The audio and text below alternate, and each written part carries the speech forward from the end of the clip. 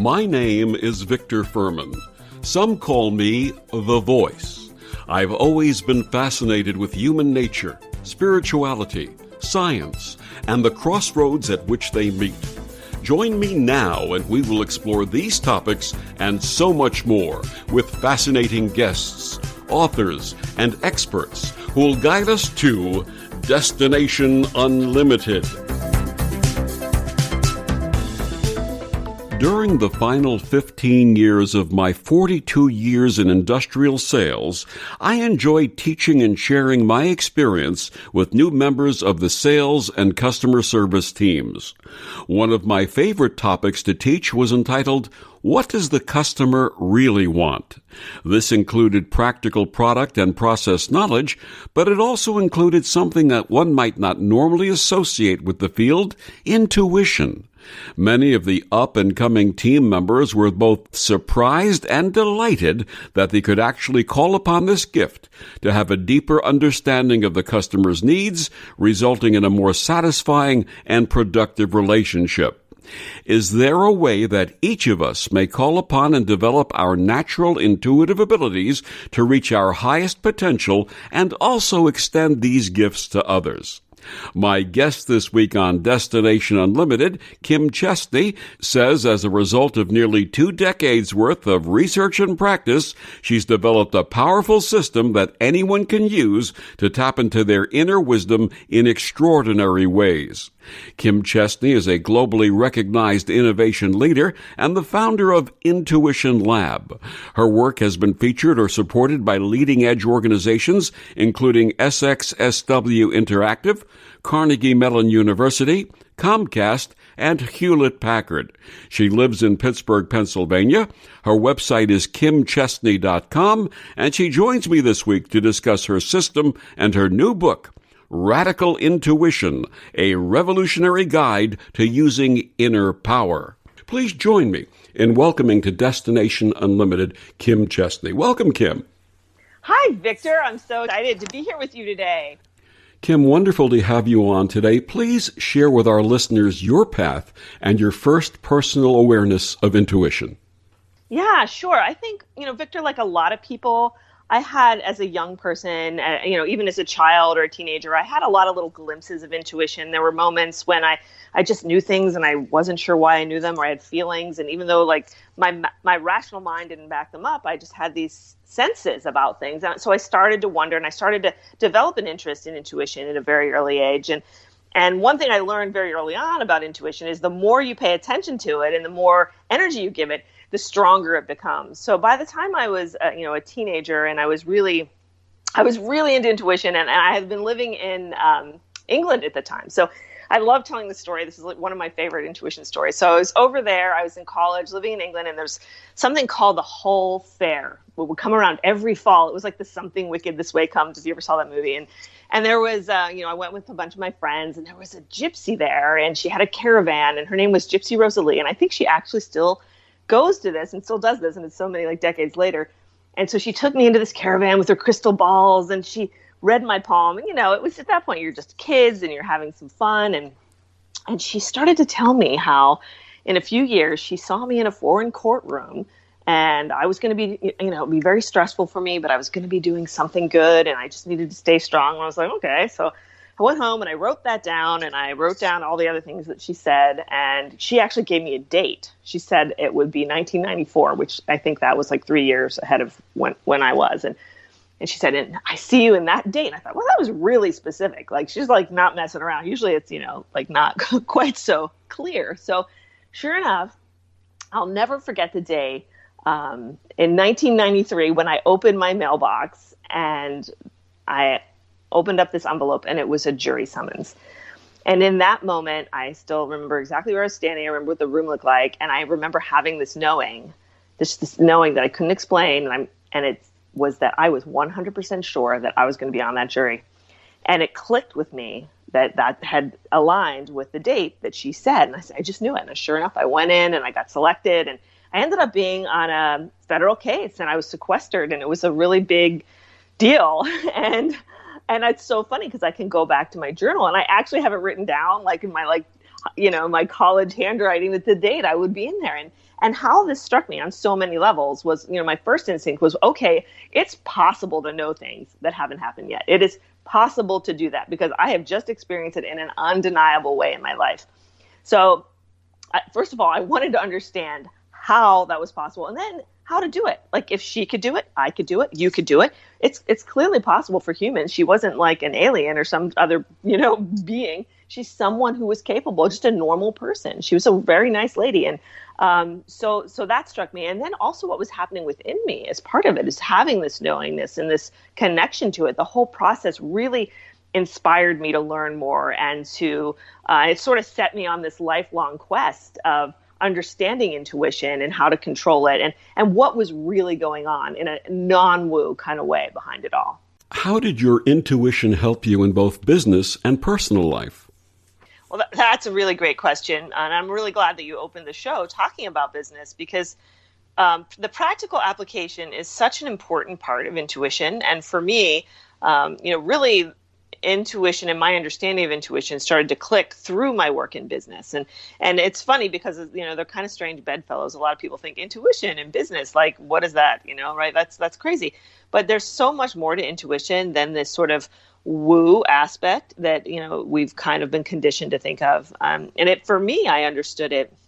I started working in technology about 20 years ago. And when I got into creative technology and innovation and, working in these white spaces where we're bringing new products in and working with really some of the biggest technology companies in the world, I started hearing the word intuition over and over again.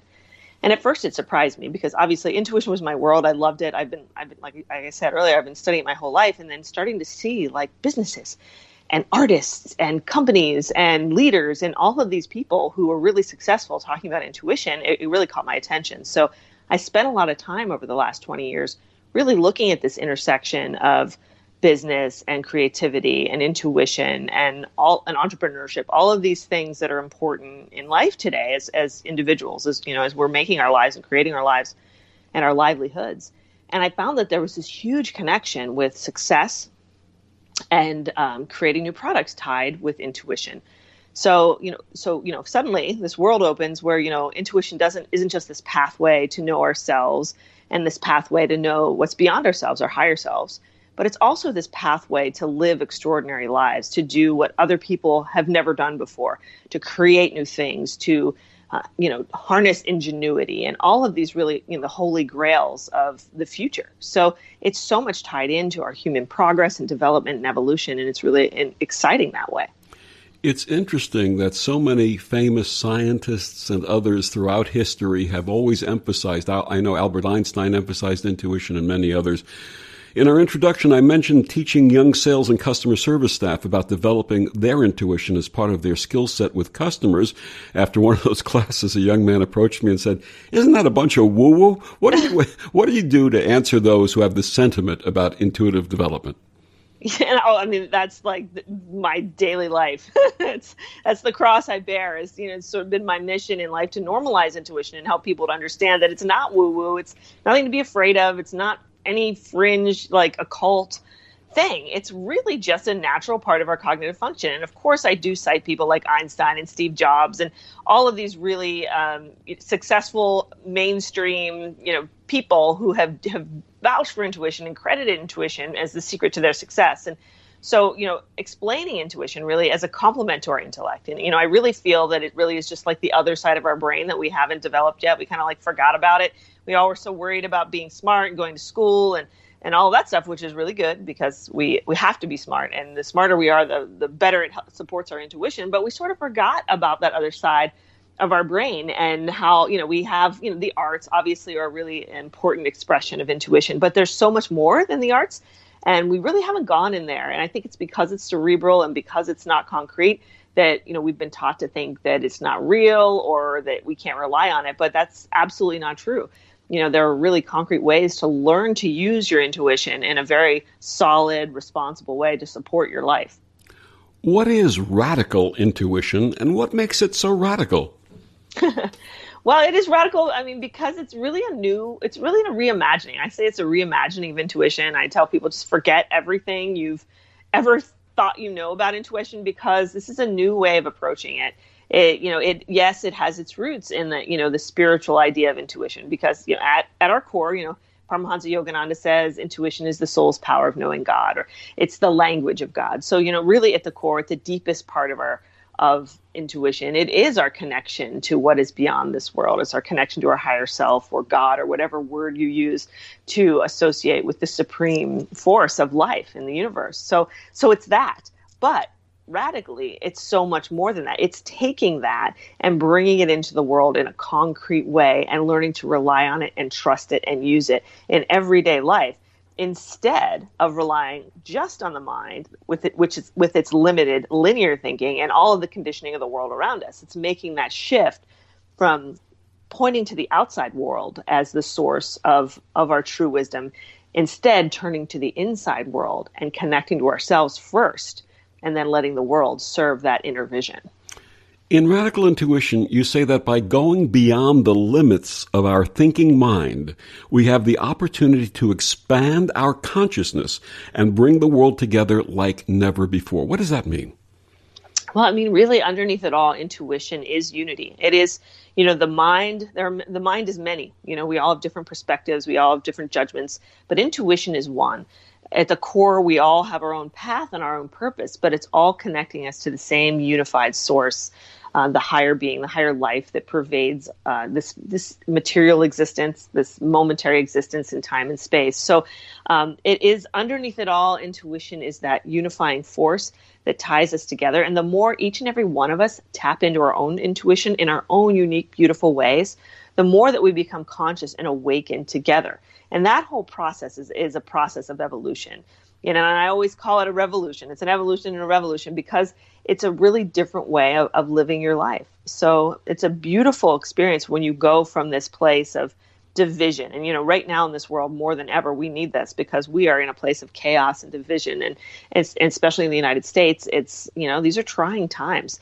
And it's no coincidence the book comes out on Election Day. And, that's one of the issues, is that, we were worried that, this is such a huge monumental time, but it's really significant having that release on Election Day, because it is an explanation point of, this is a moment where we need to make that revolution. We need to shift from all of the fake news and the hype and all of the craziness, no matter what happens, over these months and weeks.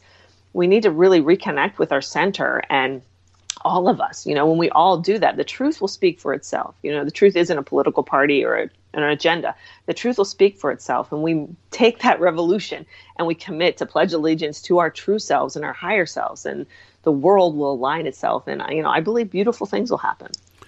When the pandemic first took hold here back in the spring, I wrote a piece advocating that it was time for radical kindness and radical compassion. How can we add radical intuition into that toolkit? Yeah, radical intuition, it just ties right into it. It really does support both of those things, because, behind both of those things is empathy. And, to have a sense of kindness and to really connect with others, and to really to know each other, and to bring this good, positive, joyful, loving energy into the world. Intuition is the source of that, because we have to be able to relate to other people. We have to be able to put ourselves where other people are, and really tap into that universal part of ourselves that brings us together, and we support each other. Why do you think there's an empathy gap in the world right now? Well, that gets back to our ego and human ego. And I think that, we're all sort of living our lives, and we're all trying to figure out how to succeed at what we love and what we do. And we sort of forget that, we're here to serve, and that the things that we're here to do are things to make the world better, and to make our lives better, and to make the lives of the people around us better. And that's one of the wonderful things about intuition, because, it tells you the difference between just manifestation. We hear a lot of talk about the law of attraction and manifesting. And sure, we all want to manifest like good lives, and we want prosperity and all of that stuff. But the wonderful thing about intuition is it tells you the difference between just manifesting and manifesting what's right for you. Because your intuition will take you down your own unique path.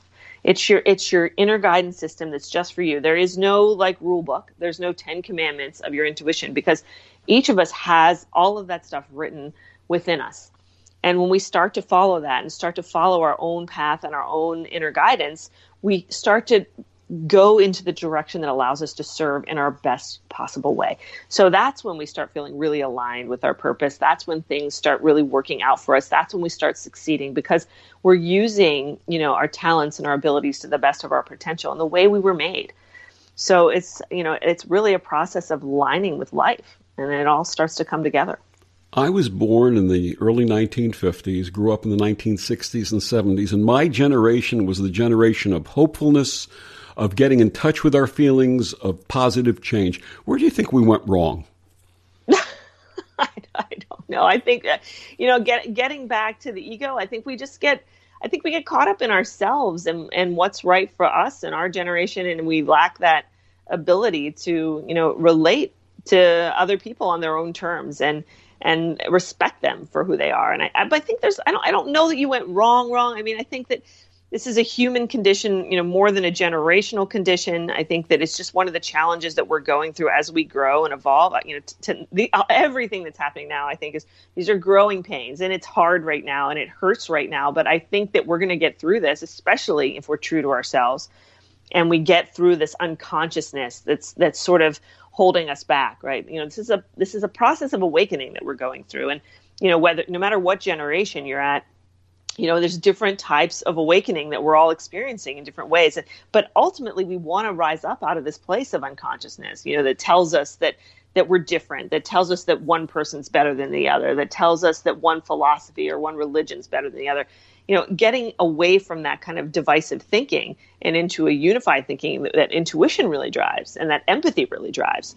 That's this process of shifting into this new era. We're moving away from all of the mind and its judgments and the information age and the age of intellect, all of that stuff, making the shift into a more feminine age. Not that women's intuition is just for women, it's for everybody, but it is more feminine in that intuition is something that you simply receive. You don't have to go out and work for it. You don't have to struggle. You don't have to get a PhD to use it. It's something that we naturally have and that we simply receive if we open up to it. So moving into that space of a more feminine way of relating to each other through empathy, through understanding, through unity. These are the trends of the future that we're going to get to. We might have to fight our way through it, and it might hurt for a little while, but that's where we're going. We just have to stick with it and fight the good fight.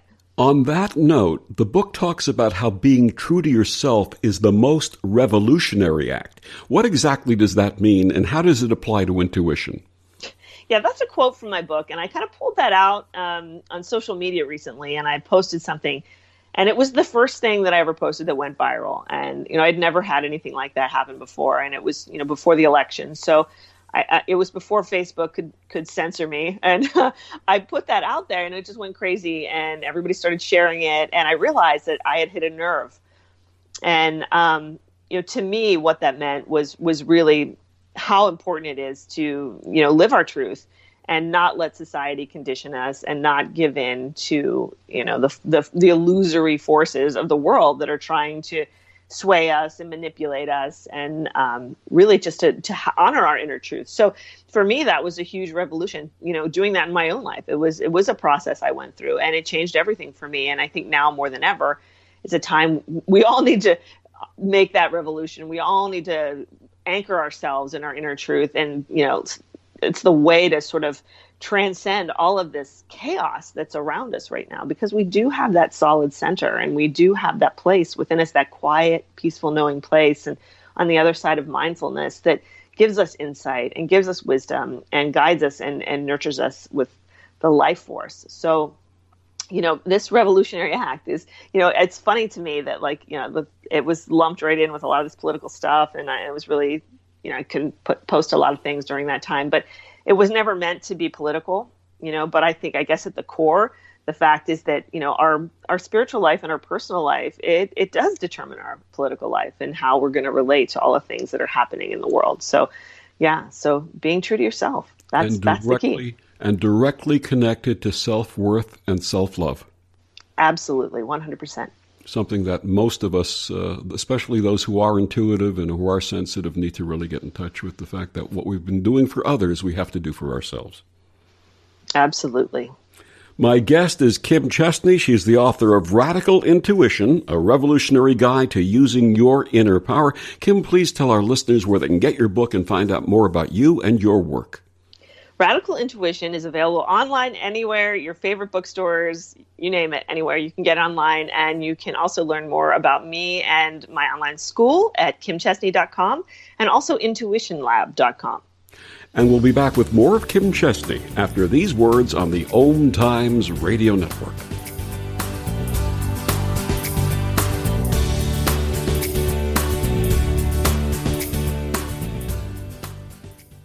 The best of the holistic, spiritual, and conscious world.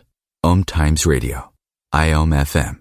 OMTimes Magazine is one of the leading online content providers of positivity, wellness, and personal empowerment. A philanthropic organization, their net proceeds are funneled to support worldwide charity initiatives via Humanity Healing International. Through their commitment to creating community and providing conscious content, they aspire to uplift humanity on a global scale. OMTimes, co-creating a more conscious lifestyle. A social distancing tip. Keeping your distance from others is important in slowing the spread of coronavirus. So here are some fun things to do alone. Read a book, take a walk, unpack your suitcase from that trip you took last September, paint a self-portrait, catch up on a TV series, do a puzzle. Remember, we should all stay home to lower the risk for everyone. For more info, visit coronavirus.gov. Let's all do our part, because we're all #AloneTogether. Brought to you by the Ad Council. Hello, I'm Sandy Sedgbeer, host of OMTimes Magazine's flagship radio show, What is Going On? My passion is sifting through information, research, and innovations from new thought teachers, speakers, and researchers pushing back the boundaries of what we know about life, energy, metaphysics, and the universe.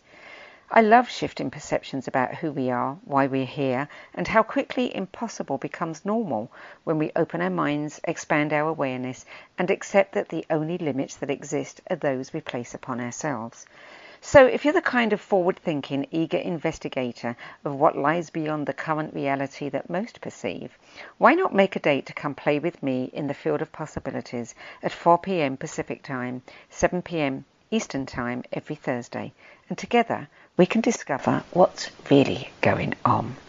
So I'm a cat, and I just moved in with this new human, and she's got this little toy she's always playing with, all day long. Tap, tap, tap, tap, bloop, bloop. She can't put it down. There it is. Oh, and get this. She even talks to it. Last week, she asked it for Chinese, and guess what? Egg rolls showed up. Like magic. Humans have cool toys. A person is the best thing to happen to a shelter pet. Be that person. Adopt. Brought to you by the Ad Council and the ShelterPetProject.org. Grab a cup of tea or a glass of wine and tune in for inspired conversations with publisher Linda Joy on Tuesdays at 2 p.m. Eastern. Linda creates sacred space for leading female luminaries, empowering authors, heart-centered female entrepreneurs, coaches, and healers. A soulful venue where guests openly share the fears and obstacles they've overcome, wisdom and lessons learned, and the personal journey that led them to the transformational work they do in the world. Inspired conversations to empower you on your path to authentic, soulful living.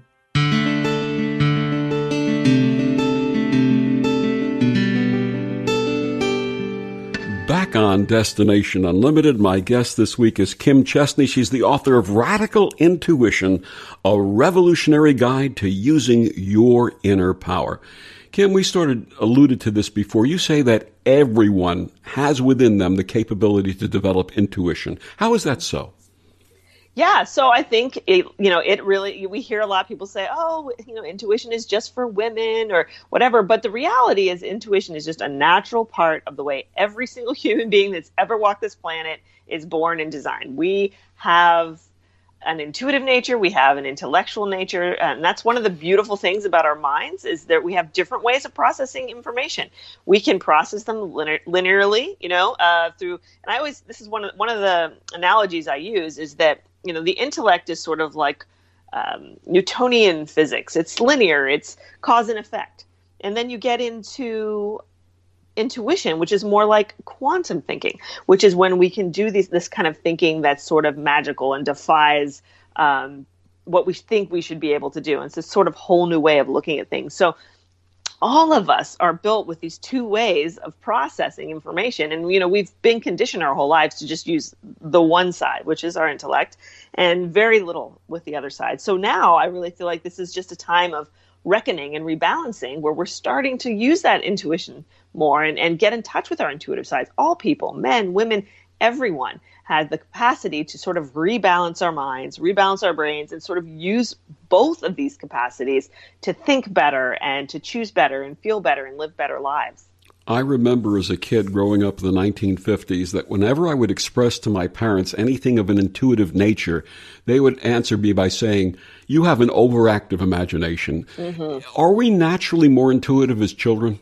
Yes, 100%. And that's part of the problem with intuition is people mistake it for imagination because it can be so ephemeral. It's not like, oh, so concrete, we can't prove it, until you really get to know how to use it, and then you can. But initially it feels so much like imagination, creativity and ideas that come into your mind. So when you're a kid, we're so open to that.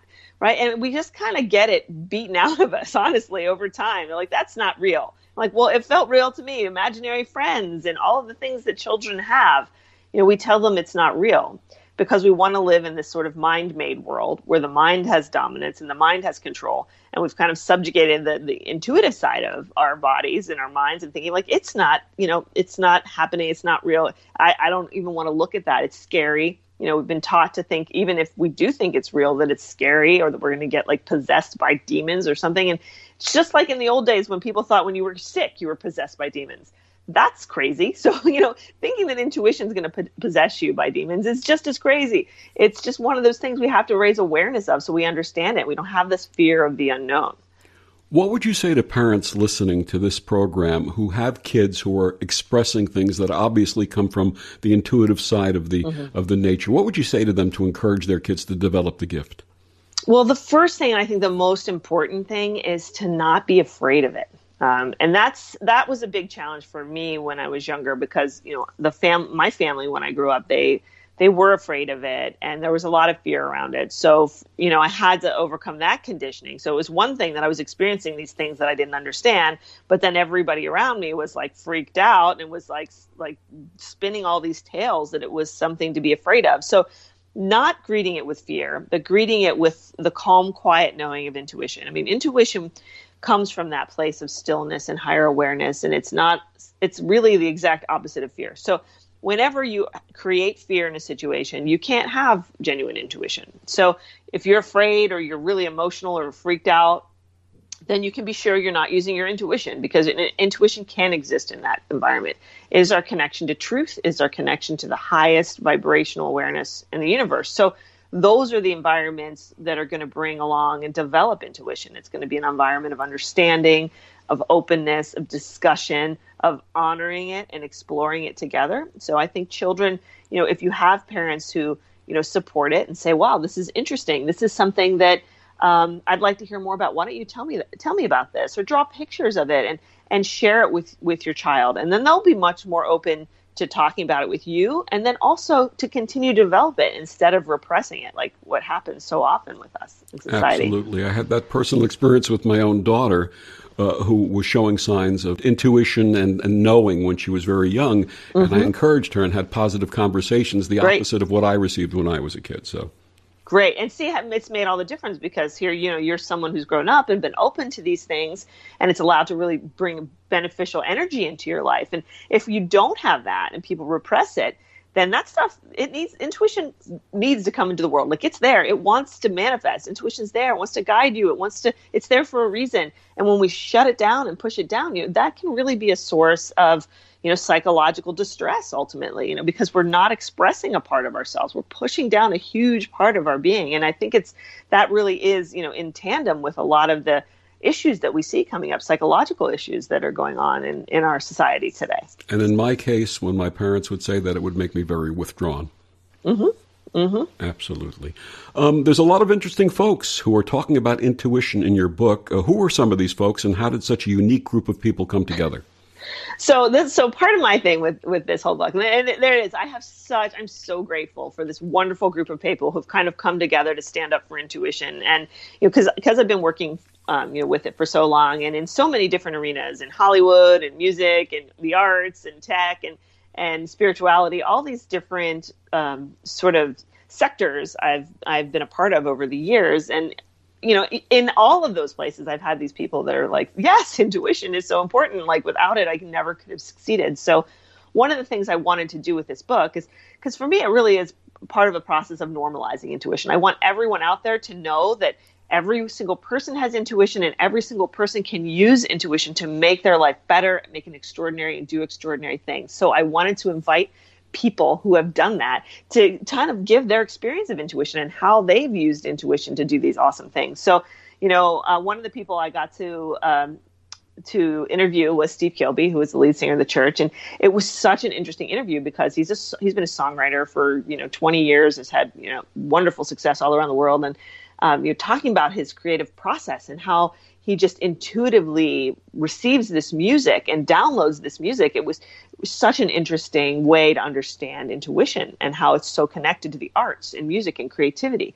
And then someone like Jesse Schell, he is a game designer. He wrote a book called The Art of the Game. He's on the History Channel.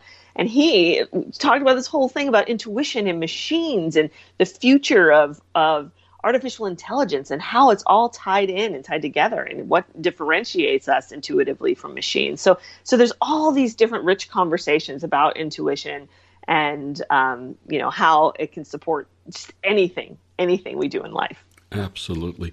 One of the unique perspectives of the book is that there are actually 4 types of intuition. You go into detail about them and their archetypes: the healer, the sage, the visionary, and the mystic. How did you arrive at this understanding? Yeah, so one of the things that I really early on I realized I needed to figure out was really a comprehensive understanding of intuition, because I realized that one of the reasons why intuition is just this nebulous thing out there in the world is because there were so many different ways that it manifests. There was never really one consistent definition of it. So, was it a gut feeling? Is it a knowing? Is it like some psychic experience? People didn't generally really know what intuition was. They just had different ideas or things they had heard. So, the more I went into it, the more I broke it down, I wanted to really understand those different manifestations and how they came into the world, and, why we all experienced intuition so differently, because everybody has their own unique way of experiencing their intuition. And what came together for me ultimately was, this sort of model that, originated with Carl Jung and his 4 cognitive functions, which you may have heard through the Myers-Briggs programs that he came up with, or that stemmed from his ideas or whatever. This sort of foundation that there's 4 ways that we know things and process information through the world. These 4 pathways of like basically body, mind, heart, and spirit. So working in those terms and understanding each of those is a pathway for intuition to communicate with us.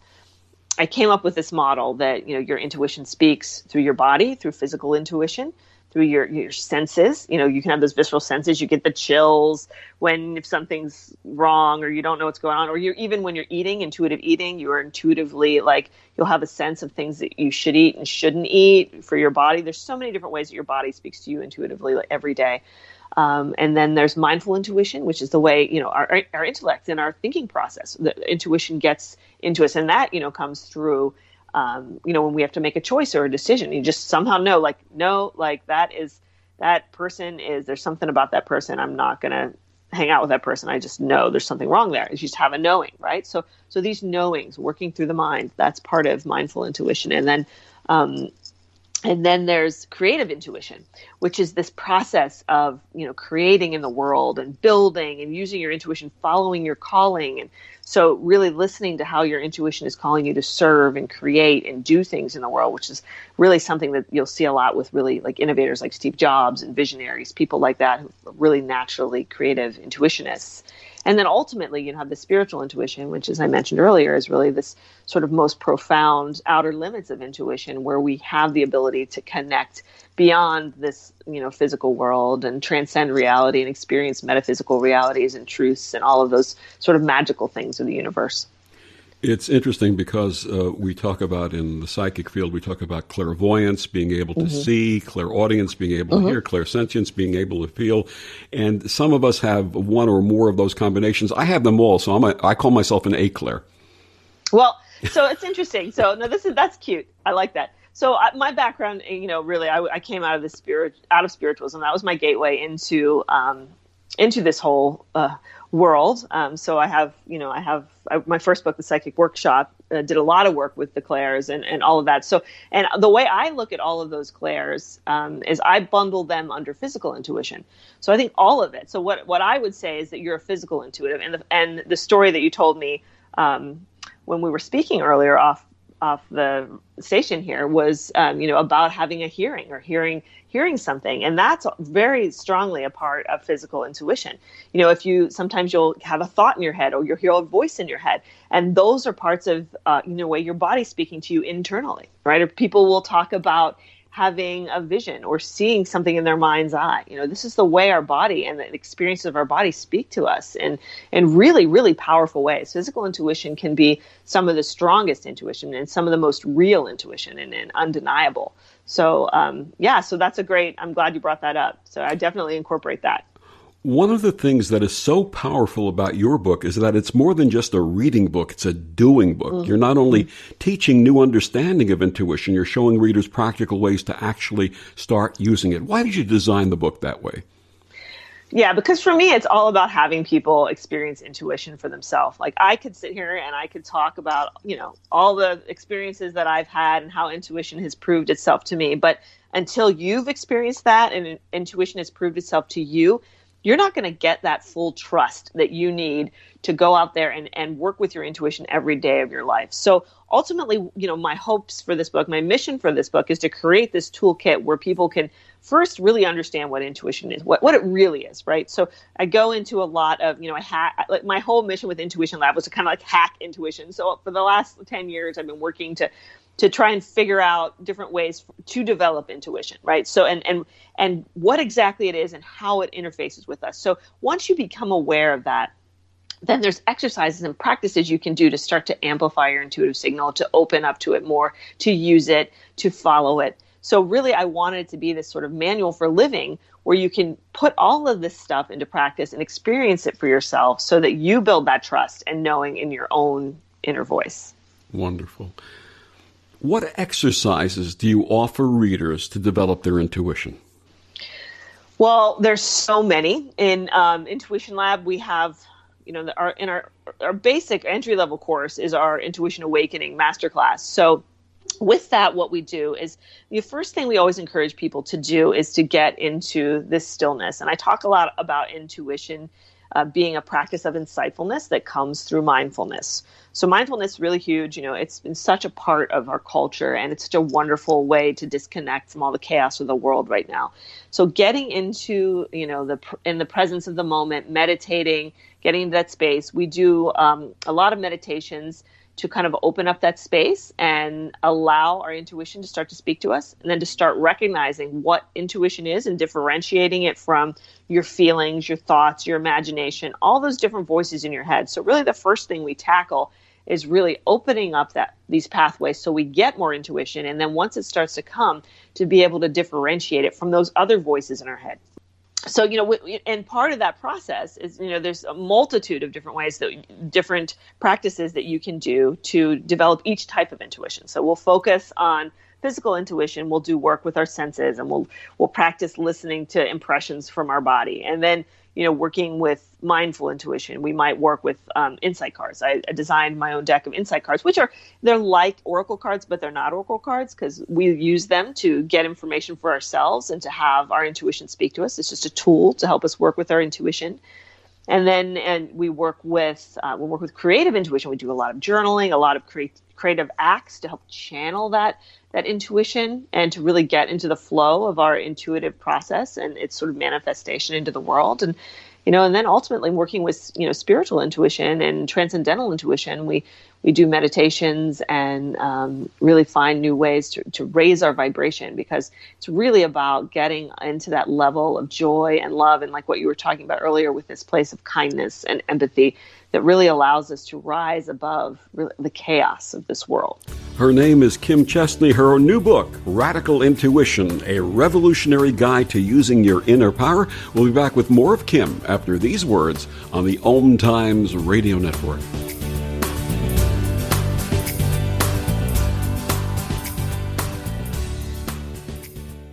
Ascending Hearts is no ordinary dating site, but a spiritual dating site with a purpose, to link you with your soulmate.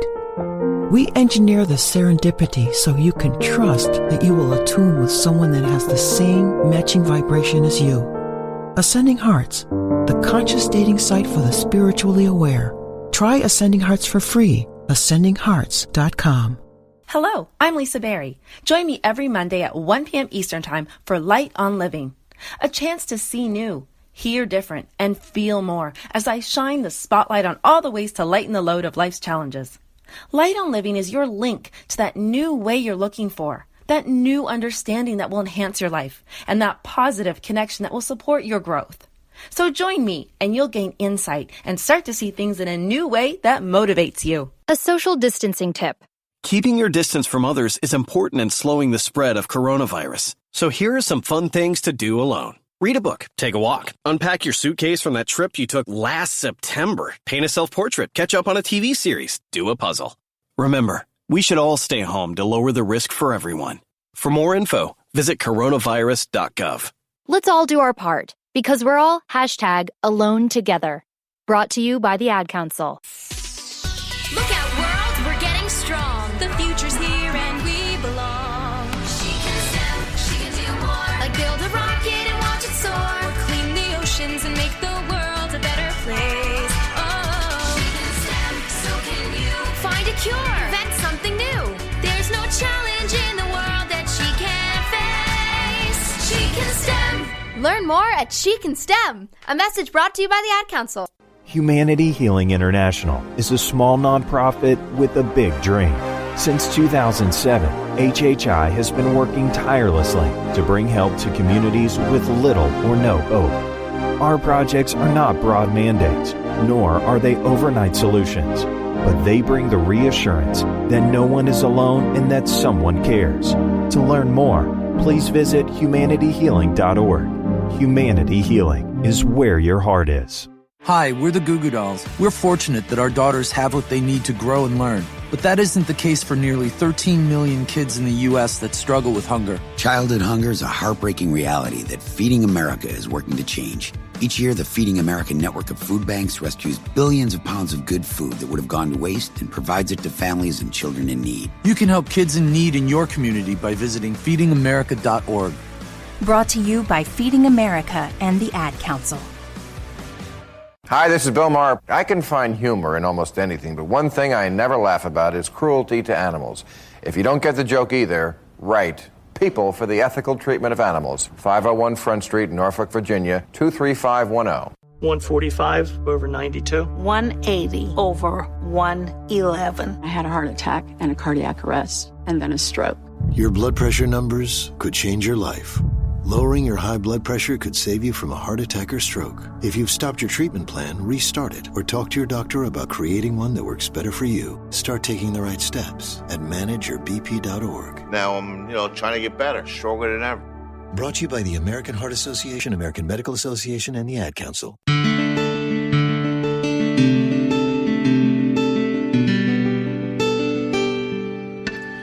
Back on Destination Unlimited, my guest this week is Kim Chestney. We're talking about her new book, Radical Intuition, a revolutionary guide to using your inner power.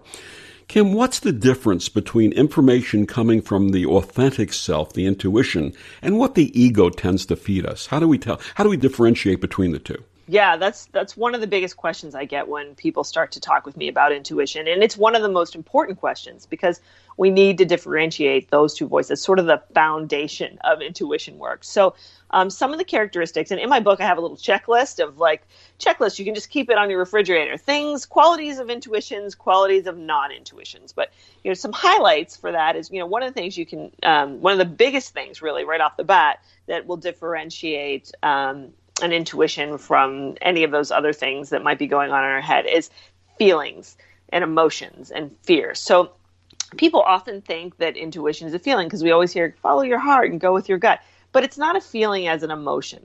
Intuition comes from a still, calm, quiet place, a center, a knowingness, a higher vibration, stillness, right? So it's a calm source. So even if you get a guidance to do something that's crazy or to try something new, it's still going to come from this calm, abiding place. If you're in a tizzy, if you're like, oh my God, I'm freaking out, I think I have a really bad feeling that something horrible is going to happen, and you have this emotional response, and that's a sign that you're getting tied up in your emotions, not your intuition. That might be an emotional response to an actual intuition that you had, but we have to go back to that source of that abiding stillness that brings us information and wisdom. So really tapping into knowing the difference between your feelings that can kind of carry us away and the stillness and this knowingness and abidingness of intuition is the foundation of intuitive development. With time, it gets easier. And, we start to learn the difference between our reactions to intuition and the actual intuition itself. Because sometimes we get intuitions that, we don't really want. Maybe an intuition will tell you you're not going to get that job, right? But you really wanted to get that job. So you're going to have this feeling, right? But we can't let our feelings get in the way of the truth. Because at the end of the day, the intuition is going to give us the truth, whether we like it or not. Because intuition is really synonymous with truth. It is pure truth. So, one of the other things that can't coexist with intuition, like we touched on earlier, is fear. So if there's an energy of fear around it, if there's some sort of fearful situation, then we really have to check ourselves and say, okay, is this a fearful response to a real intuition? Or is my ego sort of cooking something up? Is my personal attachment to something cooking something up? Because really to accept intuition and trust it, we have to get that personal attachment and our egos out of the way and just turn ourselves over in that spirit of trust and surrender and just allow, our intuition to guide us. And, it's not that it's a blind guidance because it's actually a higher place that we're coming from. It gives us a truth. It gives us a truth. And we have the choice whether we want to honor it and follow it and do that, or we can not do that. We have the free will to not do that. But, if we don't do that, that's when things don't align so much for us, or we get off track, or we kind of get stuck in ourselves, or really sort of, can't get outside of ourselves. So intuition is really that key, selflessly following it in trust and surrender is the spirit we want to go with our intuition. In my experience, the ego has a tendency to shout and yell at us, whereas what you call the soft, quiet voice or the still voice is what the true intuitive sense is. Absolutely. That's a great way of putting it. Is there a specific language of intuition? And if there is it different for each of us? Yes, intuition is very much like learning a language. And it's an analogy I use a lot. And the thing is, it's not like you can have a book. It's not like you can go up and memorize symbols that mean something, because that's the mind. Anything that involves any kind of thing like that is the mind. So the truth is that each and every one of us have a unique intuitive language based on our own life experience. So your intuition is going to talk to you in terms of all of your experiences and associations that you personally have had your own life. So there might be some crossover between you and I. You and I might get a similar intuitive impression about something if we've had similar life experiences in certain areas, but no two intuitions are alike. And that's why, in the book, it has this intuition affinity test that you can take that kind of helps you understand which kind of intuition you're naturally aligned with and which ones you can work to develop more. And then ultimately, as you do all this, a sort of language comes together where you understand generally the pathways that your intuition uses to speak with you. And then once you know that, you can start to differentiate more of what real intuition is and what all of these other, ego things are. So it's this process of learning how your intuition connects with you and then getting into this culture of insightfulness where you allow that and open to it and invite it into your life more. And the more you invite it in, the more it opens up. And that's when all the fun starts, right? Because that's when you're able to know these things that you couldn't. People say it's impossible to know. Well, it's not impossible to know. All of that information is out there in the universe. We know energy can't be created or destroyed. We know that everything that's ever happened or will happen has already happened in some way because we live in this timelessness. So it's not a surprise that our intuition or a part of our minds is able to access all of that stuff. So it's about getting in touch with that. Absolutely. Many of our listeners are therapists and healers and counselors. How may they apply radical intuition in their practices? Oh, it is so valuable when it comes to therapy and counseling and coaching. And a lot of my students at Intuition Lab are coaches and practitioners because intuition is such a valuable way to inform, your impressions of other people and what you do when you work with other people and guide other people, because you can use your own intuition to guide other people. But ultimately, we want to help people to get in touch with their own intuition so they can make their own choices and their own free will and empower themselves. But the empathy that comes naturally with intuition is so helpful when it comes to understanding where other people are coming from and what they're going through, and really knowing how to get down to that core moment and that purpose that's behind all the pain and behind all the suffering. Because whether it's physical pain or whether it's emotional pain or mental pain that people are going through, it has a root in a spiritual root or a root in some sort of conscious thing that happened in their life. So intuition will really help to guide into the purpose of the pain, which is so important in healing and growth and success and all that stuff. Absolutely. One of the radical insights the book talks about is your idea of quantum intuition. What intellect is to the physics of yesterday, intuition is to the physics of tomorrow. Can you explain what that means? Yeah, so really doing a deep dive into that is, when we're thinking day to day, for centuries, we've been thinking with our Newtonian minds. We've been just linear thinking, cause and effect, knowledge systems, all of those things that are real and concrete. That's the way we've been taught to know the world. But what we haven't been taught until very recently is that there's another level. There's another level of life. There's another dimension of life that we are built and designed to access and use and to inform our lives, right? But I don't know, for some reason it's atrophied or we've been conditioned out of it. So it's no coincidence that with quantum physics now coming into the forefront, and now we understand that, like the linear world, the three-dimensional world, there's a whole nother dimension of quantum reality behind this that we never expected, that we never experienced. Intuition is following in those same footsteps. Just as there's a whole element of reality we never experienced, there's a whole other way of thinking that we have only experienced in little moments. So this whole kind of tide is rising together. Intuition to me, is very much connected with the new physics and the new way of understanding our minds and our consciousness. And the more that we explore this and move into these different phases of consciousness and wake up to this higher ability, the more we're going to move into our potential as human beings and really what we're built to do with our minds and hearts and bodies. And it's interesting. They talk about quantum entanglement and quantum non-locality. In 1975, I was in the Air Force. I was stationed in Korea. And one day I had this vision in my mind that there was something wrong with my mother. I didn't know exactly what it was. I had no reason to feel that way. And I called her. And she and my sister picked up phone extensions. In those days, we had wired phones. They picked up phone extensions simultaneously. I said, "Mom, what's wrong?" And my sister goes, "Oh, my God, how did he know?" Mm-hmm. And it turns out she was going in for major surgery the next day, and she didn't want to tell me to get me worried, 3,000 to 6,000 miles away. Mm-hmm. So that concept is real. It's really there. Yeah, it's 100% real. And we are entangled and we are connected. And the fact that, you've had an experience like that, you understand it. There's you knew it, you sensed it, and we are all connected on that level.